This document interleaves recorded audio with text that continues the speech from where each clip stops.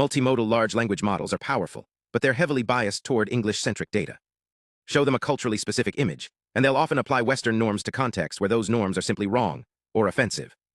Fine-tuning can fix this, but it overwrites weights, destroying the model's behavior in other cultures. We need a surgical approach. This paper introduces cross-cultural knowledge insertion, a post hoc method to inject missing cultural knowledge while preserving the model's original behavior elsewhere. To evaluate it, the authors built CrossCult-KIBench.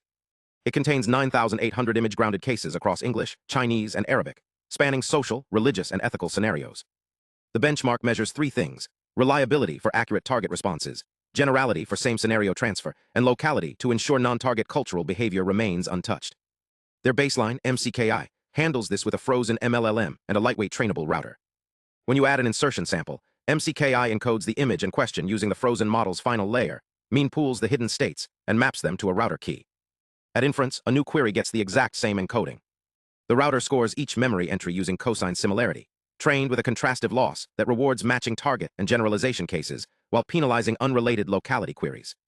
If the similarity crosses a calibrated threshold, the matched cultural knowledge is prepended as a conditional prompt. Otherwise, the model decodes normally. On sequential insertion tests, where multiple cultural contexts are added one after another, MCKI outperforms fine-tuning in context editing and retrieval-based replacement methods. It maintains high reliability without collapsing cross-language or cross-scenario locality.